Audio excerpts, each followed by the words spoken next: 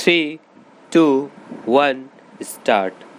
Sir, very valuable suggestions have been made both in regard to the housing policy of the Government of India and also in regard to prefabricated housing in this context of this Hindustan housing factory. Sir, I would like to say a few words about the housing policy of the Government of India because many members have touched upon it. Sir, we undertake housing in two particular ways. One is social housing that we undertake through the state governments, and the other is contract housing which is undertaken by the Ministry of Housing through the Central Public Works Department. As far as social housing is concerned, I fully agree with Shri Sapru that housing occupies a very important place in our society. Food, clothing, and shelter. We have always been proclaiming that they are the three tenets of our socialistic pattern of society. And I do admit that as far as social housing is concerned, it has not received the same attention as it should have received in our plans. I am not blaming the planners. After all, they have to take the finances of the country into consideration. They have also to take the state resources into consideration.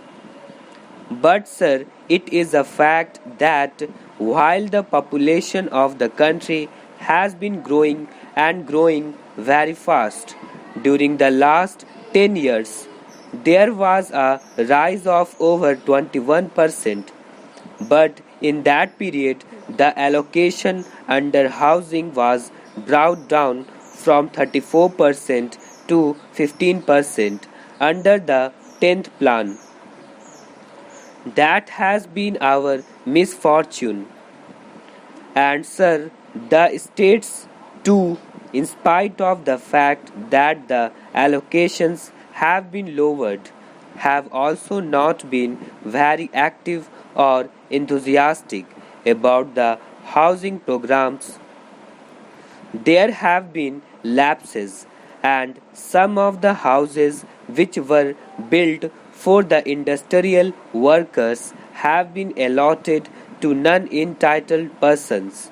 And when the emergency started, even the allocations made for housing in the state plans have been diverted to other projects. They are good projects, important projects, but if we concede that housing gives a man a certain amount of satisfaction, security of life, a home, housing has to receive some priority, if not a very high priority. I have taken this up with the finance minister and the planning minister. I have also been to the Life Insurance Corporation. The Life Insurance Corporation has been very helpful. Now, sir, I come for a short while to the housing which is undertaken directly by my ministry. A reference has been made to Delhi. A reference has been made to the unfortunate conditions under which government servants have to live, and the last speaker very rightly remarked that the rents in Delhi are on a very high side. I have to accept all those premises. Since I took charge of this ministry, it is nearly a year now. I fully examined the problem from all its aspects. I find, sir, that previously we have been more concerned with paying house rent allowances to our government servants. We have been taking property on lease. We have been requisitioning properties, sometimes paying very heavy rents and at the same time maintaining those properties which belonged to other people. If all the money that has been paid as rent or as house rent allowances had been diverted to the construction of houses, I am sure that the housing difficulties in Delhi and other parts of the country like Madras, Bombay, and Calcutta would not have been so acute. It is a fact that the government servant who has a house has a different outlook. He works in a different way, but nearly 66% of the government servants in Delhi have to take houses on high rents, have to pay very heavy rents, and sometimes they have to live very far away from Delhi. During this year, we have sanctioned housing schemes to the tune of rupees 15 crores.